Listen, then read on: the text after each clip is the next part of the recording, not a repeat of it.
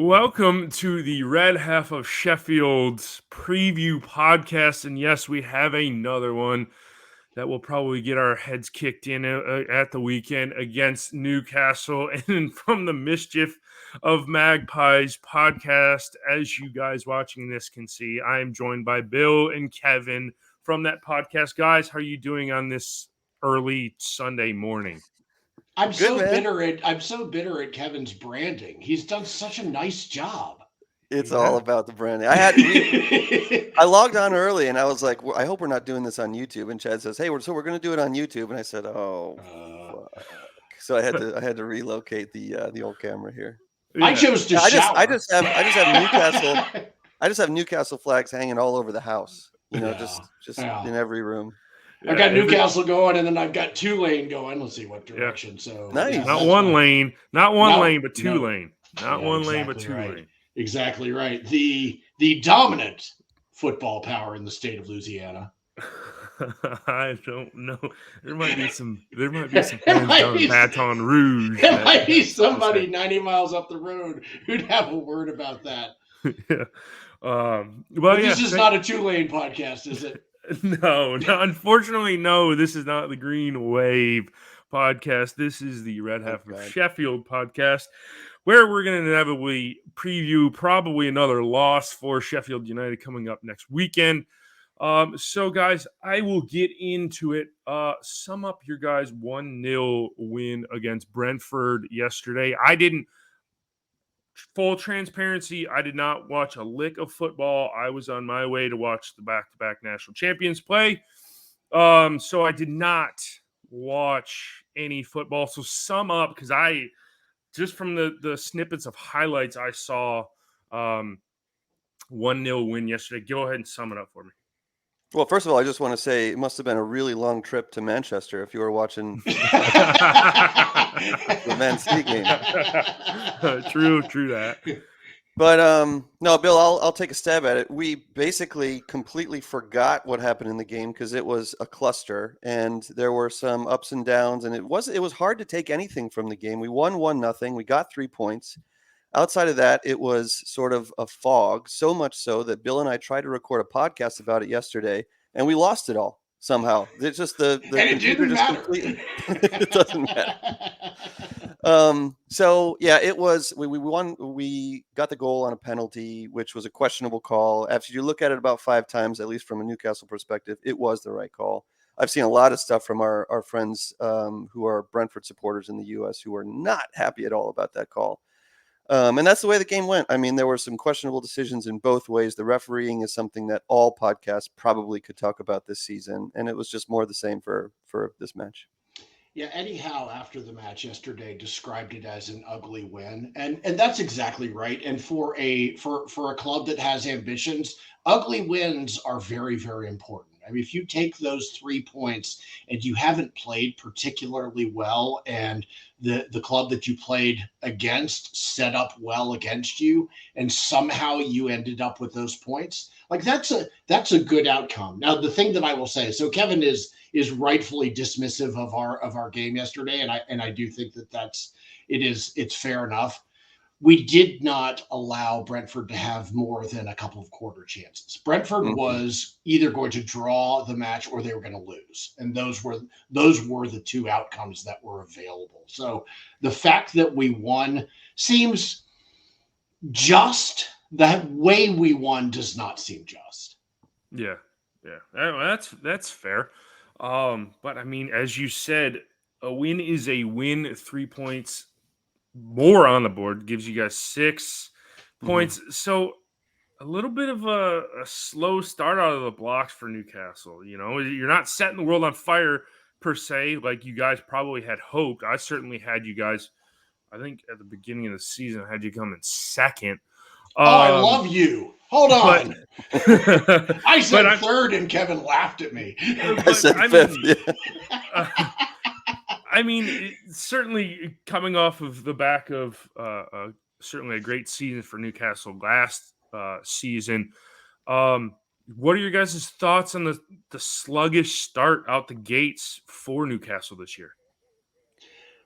I think importantly, the 5 teams that we've played so far all finished in the top half of the Premier League from last year. Now, of course, teams shift a little bit. Brentford, for example, didn't have David Raya in goal yesterday, but it was an historically difficult opening to the season, to start with Aston Villa, Manchester City, Liverpool, Brighton, who is on fire, and then Brentford. To have Brentford be the quote easy match, like, it was a really tough start. So at the beginning of the season, Kevin and I kind of mapped it out, and Kevin was the more pessimistic of the two of us. I thought we would get more out of these matches, but it doesn't really surprise me this much, the fact that we've gone through a quarter of the teams, and they were all top half teams, that we're on 6 points. So I don't know that there's that much you can take from what we have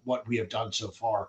We were very competitive in every match against, except for Brighton. Brighton lit us on fire, and I felt a little bit better about that watching them do very bad things to Manchester United yesterday. So I don't know what we can take from the 6 points. I'm not happy with it. I don't think anybody from Newcastle is, but given the opposition, it's not an unreasonable thing to have expected. Yeah, I think that going into the season, like you said, 6 or 7 points out of the first 5 matches was going to be what people might have expected, and anything on top of that was going to be a bonus.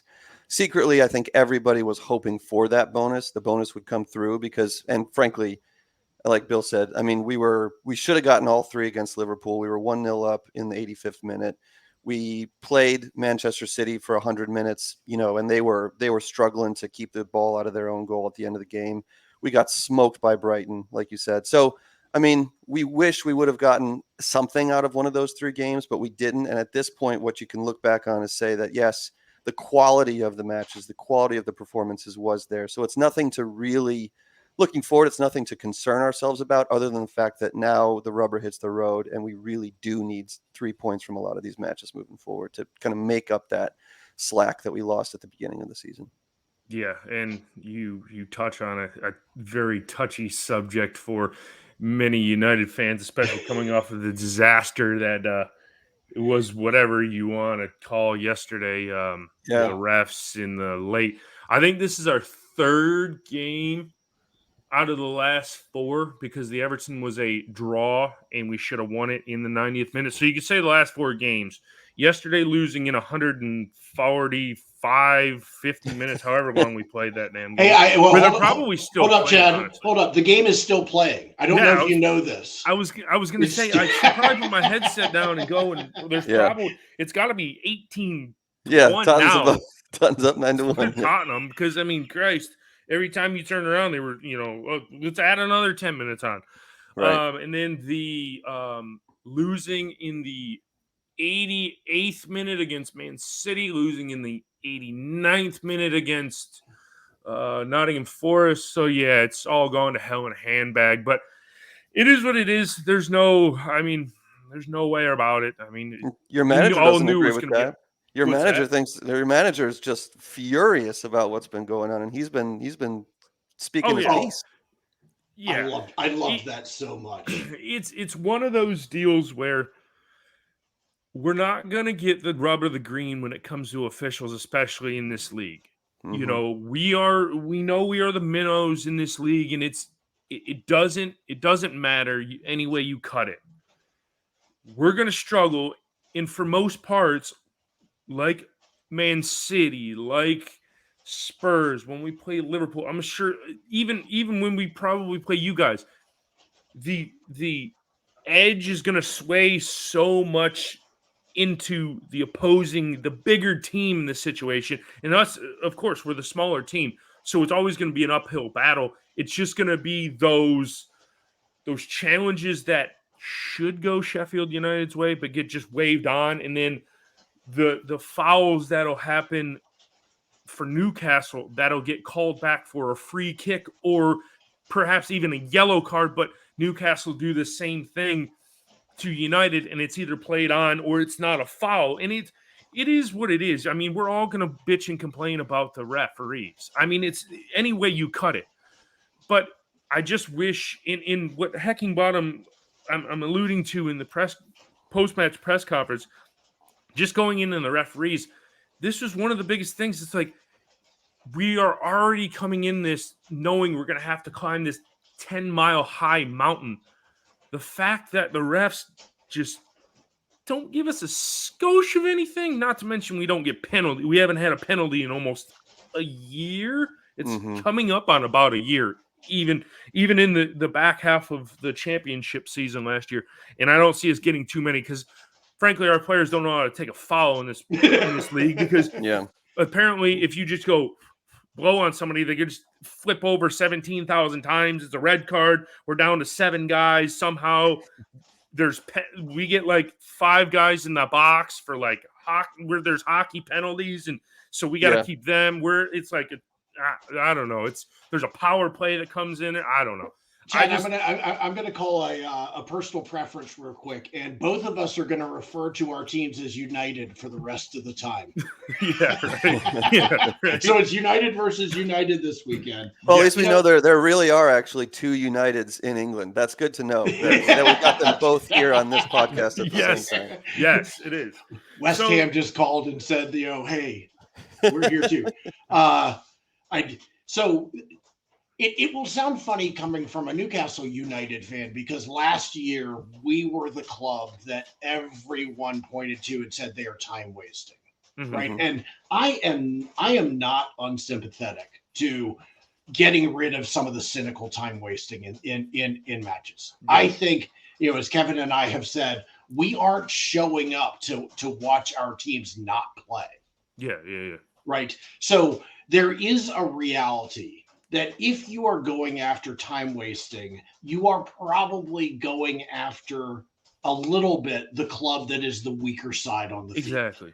Right? That's reality. I'm actually somewhat okay with that. And I think Kevin and I were talking about it yesterday, we've already seen teams adjust and they're not doing the goalie's not doing the cynical thing where they're rolling around for 45 seconds and standing up and yelling at nobody. Like you're talking about with the new rules, with the new new rules, you have seen that slow down. But to your point, and to Higginbotham's point yesterday, which I loved, like a foul that could nearly injure someone is being treated the exact same as a player giving the ref the hairy eyeball. Yeah, exactly. And it makes no sense to me. Exactly, right, and that's exactly what he touched on after the match. Yeah, exactly, and that's the biggest thing. And I hate time wasting either side. And I know, I didn't, like I said, I listened to the match on radio, and it sounded like Wes went down in the box like he was really injured twice. He took his gloves completely off. They thought he was going to have to. Now, if that was part of the time wasting tactic, I think I hate it because it's just a crock. No one needs to. If we're going to get played off the park, get played off the park. I don't care. Beat 4-5, 6-0. I could give 2 shits. I don't want to be the team that goes in and says, "Oh well, from the start of the game, we're gonna look at the ball and make sure it's properly aired up, make sure the label's on it. Then we're gonna set it down and kick it." And it's like, screw that shit. Just go out and play. I understand we're gonna be at a huge disadvantage when it comes to these games. No shit. We all knew it. But the whole thing is I'm taking these losses less and less because it's almost like, hello. We all knew this is going to happen. We were going to struggle mightily in this league.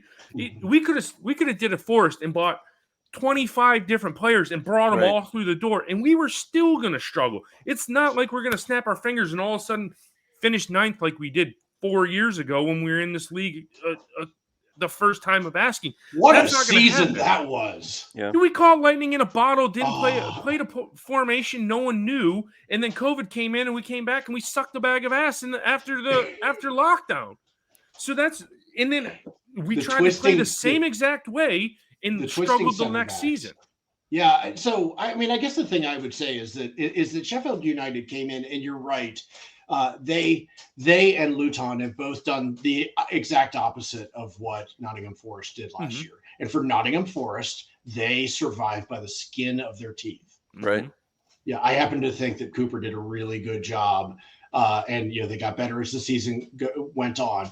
But if they went down again, this year was going to be a disaster for them. Mm-hmm. In the same way that it is proving to be for Leeds, having done somewhat the same thing. So just wait until Everton goes down. We'll see what happens. Oh my then. gosh! Yeah. Oh my Huge gosh! implications. They're gonna be So for your United to have come in and not made a huge amount of investment, I think it's smart. And you're exactly right to look at it with a sense of reality. If you don't make the investment, and Luton's done the same thing, I think that it seems to me that Sheffield United is setting up for like a 5-year plan. Mm-hmm. Maybe they get relegated again this year, but they go down and they're in a really good financial shape, and they have improved their squad. Right? Yeah. I think that's smart. And by the way, although we get to sit here now as Newcastle United and we're in the Champions League, we are not that far removed from those same exact feelings as fans and as a player. And as a club, we understand exactly what you're feeling. Yeah, exactly. Yeah, right? Exactly. And that's the biggest thing is if we didn't go up this past season, we would have been probably near the bottom of the championship. It was so important for us to get promoted just because of the payday. And I hate that this game has turned into all about the payday. Mm-hmm. So now we spent honestly more than I thought we would spend. We spent, rumors are about 50 maybe, but it was all set up for, okay, we're taking a flyer on a bunch of these European players that nobody has heard of, and in the people that say, oh, I knew about you didn't. All these players sucked a bag of ass. They were playing in the lower leagues of the Belgium. leagues that you have to watch on pay-per-view and the Swedish league. Who bullshit. You didn't know anything about these players. So we took a flyer on all these players, knowing if they don't pan out, we're going to get relegated. We're going to go back down. We have the parachute payments going into next season to sustain our club. We don't necessarily need to scrape all that money off the top to rebuild this squad. There's some contracts that are going to be due.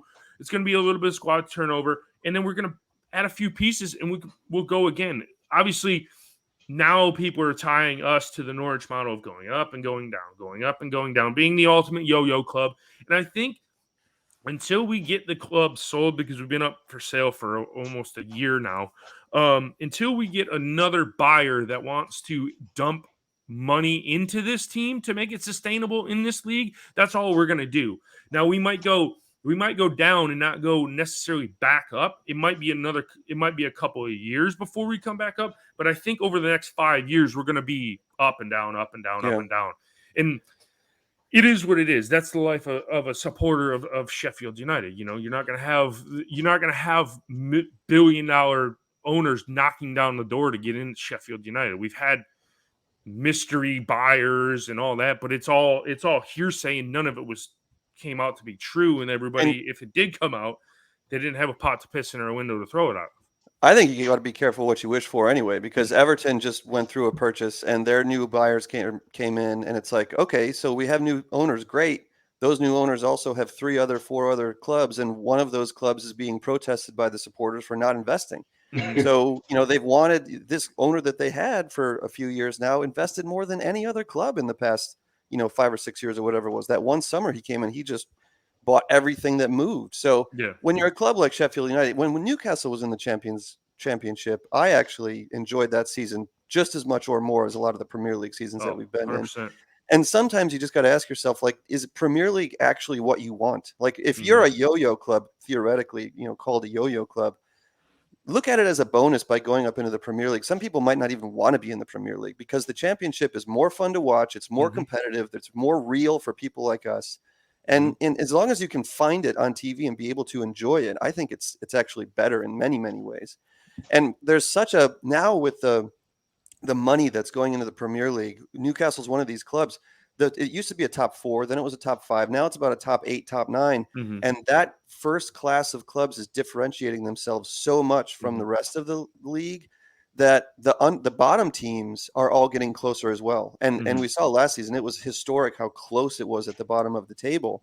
So, in my opinion, I think what Forest did was really risky because, I mean, first of all, Premier League is better by far than a lot of other leagues, especially when you're in the second tier. Mhm. And to come into the Premier League after you're in, like you said, the second division of Swedish soccer is, you're not ready for it. So I don't No. really know how sustainable that idea is. You look, fancy in mainland Europe and all this great stuff. Well, not always, but it just doesn't make much sense to me when you could have a much more sustainable and sort of rigorous approach to getting players, teaching those players how that club wants to play, and just sticking with it. And if you go up, great. If you go back down, at least you have a base and a structure that you can adhere Mhm. to for the next season. Yeah, 100%. All right, so let's get into it. I'll ask both of you to give me one player to look out for in this matchup. Give me a score prediction, how you think the match is going to go, and I'll turn it over to you guys. You want to go first, Bill? No, you go ahead. You'll take my answer, but that's fine. We'll see. I mean, I think there's more than one player, so I think you can choose from a couple. But I'll go with my favorite player at the moment, who is Alexander Isak. He's not going to play, but go ahead. Why do you say that? Because Callum Wilson played the entire match yesterday. Mm-hmm. And so we have a Champions League game on Tuesday. Yep. You're going to see Callum Wilson. Try again. I don't think so. I'll stick with you. I think you're wrong. So Callum we Wilson, just bitching each other on our podcast, by the way, Chad. This is it. Callum Wilson played the whole game on Saturday, and he played great. He played over 90 minutes. He got the goal. He got the winner, which was great. That was done so that Isak could play on Tuesday at the San Siro. I don't think that has any impact on moving after that game. We won't have another Champions League game for 2 weeks, and I think that you'll see Isak in the starting lineup in a Premier League game again, so that he can keep his activity going in the Premier League. We won't miss him for 2 weeks. This guy, whether he's in the middle of the attacking three or on the left side, he is tall. He's very, very athletic. He's now not a secret anymore. He's not a surprise. Everybody looks out for him. But this guy's got skills with his feet that we haven't seen on our club in many, many years. I mean, St. Maximin, of course, is the guy that everybody always talks about being able to make something happen out of nothing. And if Isak, sometimes when he's on the left side, he's more dangerous than in the middle because he gets the ball more. It's easier for him to get the ball. When he's in the middle, he starts to come back a lot and he creates opportunities for other players, but then doesn't always get it back to score goals. So that's the conundrum that Eddie Howe has right now. Do you play them separately because they're both great as number nines? Do you play them together? We're still trying to figure out our best formation. But Isak, I think, is one of the most dangerous players in the league, and he's probably, in my opinion, the most fun to watch. And not only that, but on the defensive side of the ball, he really leads our press. And when we're pressing well, that's when the other team really needs to look out. And I think that Sheffield, you guys have a very fast team, and I think that you'll do as good of a job as you can to keep the ball away from us. But I think it's going to be an opportunity where we need to exercise our press, and I think we'll do that. It's hard to say anymore that we will, confidently get a clean sheet, because it's, for last season, at the beginning of last season, that was what we did it for really fun. did well. Yeah. We did it for fun. Our defense was the best in the league this season. A couple of, Fabian Scher's getting a little bit older, a little bit slower. Nick Pope's been having a couple of real howlers when he tries to play the ball out of the back. And, we still don't have that left back that we want to have. Dan Burns been doing a great job, who's naturally central back. But, he's been playing on the left for now a season and a half, and he's been doing pretty well. But if he gets caught out of position, he just can't get back. And generally, our back four is a little bit slow. So I fear that we're going to give up a goal to you guys. And I'm thinking that, we could take the game 2-1 or 3-1. For me, the player is Sven Botman. And it is not by accident that the only game this year that Newcastle was completely uncompetitive in was the match that he was out for. So he is our center back. He's a young Dutch player. Last year was his first season with the club, and Newcastle really likes to start its build up in the back. So if you watch Sven Botman, first of all, he's a very calm defender, and I suspect that Sheffield United, if they get if they get goals and scoring opportunities, they're going to come on counters. And so Sven Botman will be central to neutralizing that. But the thing that to me that is fantastic about Botman is his ability to distribute. He had so last year we had John Joe Shelby, and and he went to Nottingham Forest, and Sven Botman kind of went into John Joe Shelby's role, but as a better defender. So you'll see a lot of left to right, across the field, switching the field passes from him. And our offense, oddly enough, goes through Sven Botman as much as anything else. Okay, Bill, your score line. I think it's going to be 2-0 to Newcastle. Okay. Nick Pope has had howlers. He is coming back from his finger last year, dislocated something on the order of 20 times during games, and he would just sit there and snap it back in. So he had surgery last year, and I think he has struggled a little bit. He was solid yesterday, and I think that I think that Nick Pope is not going to give up an unearned goal. So I suspect that you all will have some really good chances, but as I said, about Brentford yesterday, they weren't winning that game, and it was due to the strength and stability on that back line. Yeah. How about you, Chad? I'm gonna go with a. Do I want to go 4-1? Do I want to go 3-0? I think I'll take 3-0. I think we just get absolutely hammered. We'll probably give all 3 goals up in the 88th to 91st minute of the game. Because that's how it's going. But yeah, I don't see us having any. So let me tell you why that actually is a better shout than you might think. And I know you're being cynical, and I know you're taking recent events, and I feel that for you. But Newcastle is maybe the most fit team in the Premier League. Yeah. And they do score a heck of a lot from the 85th minute on, more than any other club last year. I love that. Yeah. So that absolutely is their jam. So when and if it happens this week, and this means that by saying this out loud, I have just doomed us to shipping goals from about the 75th minute on. But they do actually generate a whole lot of their scoring chances in the last 10 minutes of every match. And it's because Eddie Howe runs these guys into the ground. They are in incredible shape. When Anthony Gordon came over from Everton last year, he's like, look, I'm a Premier League player, and I was under no circumstances prepared for how hard the manager at Newcastle expects me to run. Yeah. And we all talk about it when we're watching the match together at the Hawk and Griffin, our local pub here in Northern Virginia. On the 70th minute, we're like, okay, here we go. This is the moment that Newcastle usually sort of puts on the afterburners and gets into another gear. And a lot of against Manchester City, for instance, you could tell that they could do the same thing. But most clubs in the Premier League cannot. And once, even if we're tied at that point, 0-0, 1-1, whatever it might be, we always have that in our back pocket that we know once 70 minutes rolls around, it's going to become a different game. So that might not play into your history very well so far with this season. Yeah. So the more I think about it, I don't think. Well, it depends. The injury bug's starting to bite us too now. So you've got a long list of injured players, including Egan, which I think that's a big. He didn't play. He didn't play yesterday against Spurs, and hopefully giving him another week. He did get injured. I think he got a knock during our last game against Everton. He came out, then he went and played 2 games for Ireland, and then wasn't even in the team yesterday. I think giving him another week, maybe he'll be back.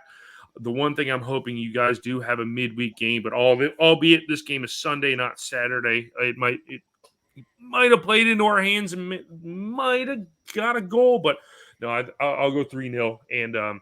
a sound victory for the Toon Army. But who is the one player on your squad that we should watch out for? Who you think might play? Right now, well, McBurney, who has been our best player, got sent off yesterday. Not saying because he's scored goals, just his hold up play when we outlet the ball. But Gus Hama has been the only one that scored goals for us. I think, well, and Cameron Archer, we brought him in from Aston Villa, but it's the team that we started at the beginning of the season. We waited to the last minute to bring a few more players through the door. James McAtee on loan from Man City as he makes his return to Sheffield United. So I think the more cohesive, obviously taking McBurney out, that's going to kill a little bit of the momentum this side had put together. So if you look at James McAtee, he'll probably play in that midfield. Gus Hama, who scored the one off the post yesterday against Spurs. Those are a couple. Cameron Archer had a couple good shots, a goal against Everton in his debut, and then pinged one off the back of Pickford for an own goal against Everton. That was my favorite goal of any team of the season. Yeah, off the back, off the post, off the back of the keeper, and back in for an own goal. Just love when Jordan Pickford makes a fool of himself. Yeah, I love that. Yeah, but yeah, those are a couple of guys, but I think you'll have enough in midfield to snuff them out, and they won't really have too big of an influence in the game. I could be wrong. I'm just an armchair quarterback who doesn't know his ass from a hole in the ground. So one question before the last hard-hitting question I have for you guys before we get out of here. Pre-match beverages on game day. Where are we going to? It doesn't have to be alcohol influenced. It can be just regular soda or whatever, or water, whatever. Well, for me, it's alcohol. So I have, and I'll get into this. I'm a pretty superstitious guy, Chad. And so far, very few of my superstitions have been coming through this season. But the one that I make sure that I keep going with is what I call the pre-match shot of Jameson's, which I call the Merdad. Merdad Guendouzi is our owner, one of our owners. Merdad Guendouzi and Jamie Rubin together every match will take a pre-game shot of Jameson's. And I saw that once on Instagram, and I said, that's something I can get behind. So I do that typically before every game, and I actually have a spreadsheet where I track my superstitions. And I was thinking yesterday, maybe I shouldn't do it this time because it hasn't come through for the past few games, but I thought, I'll give it one more shot. And I think we are back on the up, Chad. And the Merdad is going to continue to be in my rotation every weekend. I love the fact that Kevin has a superstition about his tracking of his superstition. That's crazy. That is crazy. Yeah, I mean, we are Newcastle, so even though here in the United States it's not the same thing, I do love a good Newcastle Brown before and during the match.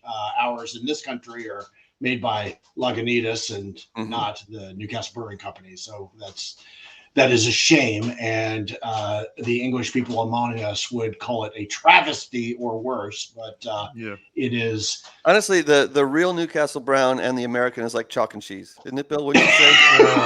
We're all 6s and 7s on that. I still have no idea what I just said. I probably just insulted someone. Yeah. Well, good deal. How about you, Chad? Absence. Depends. Depends. It's either I'll drink a boatload of Guinness.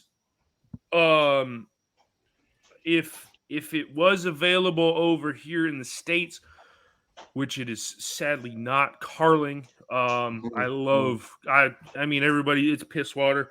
But it is what it is. My selection of beers over here is not the exact best either. I'll go to a Keystone or a Miller High Life, the champagne of beers. So yeah, when it comes to game day, it's a wide spectrum. No Legion Brewing Juicy J. No. Stay away from that. Stay away from all of that brewery beer. Just give me something. The old standards. Yeah, the good old standards. I was raised on shitty beer taste, and trust me, I'm gonna pass it down to my kids in the future. You're an American. Yes. Well, appreciate you guys coming on. Where can tell the people about all the social medias and all that stuff? So we are on. We do have a podcast, and it's available on all the platforms under Mischief of Magpies. And otherwise, the best place to find us is on Facebook. We're kind of bad about. We're pretty good at Twitter or whatever they call it now. I think with the X, we should all call it shitter. So Mischief of Mags on shitter. Okay. We do the best we can. We Well, do- I mean, you never know what platform is going to be available next week anyway. So That's right. Yeah, right. I mean, yeah, you never know.